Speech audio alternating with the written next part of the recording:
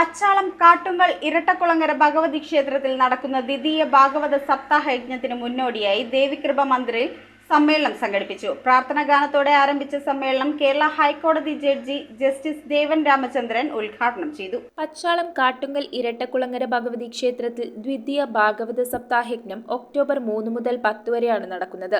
യജ്ഞത്തിന് മുന്നോടിയായി കാട്ടുങ്കൽ ദേവികൃപാ മന്ദിറിൽ നടന്ന സമ്മേളനം കേരള ഹൈക്കോടതി ജഡ്ജി ജസ്റ്റിസ് ദേവൻ രാമചന്ദ്രൻ ഉദ്ഘാടനം ചെയ്തു. ഏറ്റവും ഉന്നതമായ ഒരു മൗലികമായ ഒരു കടമ എന്ന് പറയുന്നത് ഫണ്ടമെന്റൽ ഡ്യൂട്ടി എന്ന് പറയുന്നത് എല്ലാവരും ശ്രേഷ്ഠതയിൽ എത്തണമെന്നാണ്. എവരിബഡി എല്ലാവരും എക്സലൻസ് എത്തണമെന്നാണ്.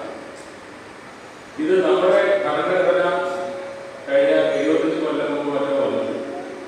പക്ഷേ എത്രയോ നൂറ്റാണ്ടുകൾക്ക് മുമ്പ് നമ്മുടെ പുരാണങ്ങളിൽ നമ്മൾ പറഞ്ഞത് അതേ കാര്യമാണ്.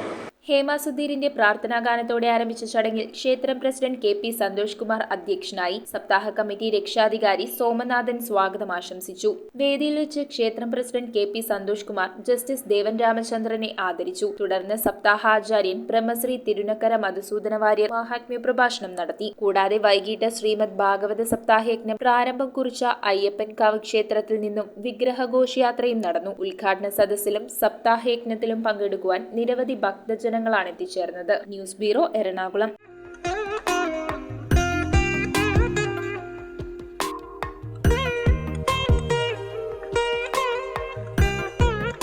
Nakshatra Gold and Diamonds. Online delivery available all across India.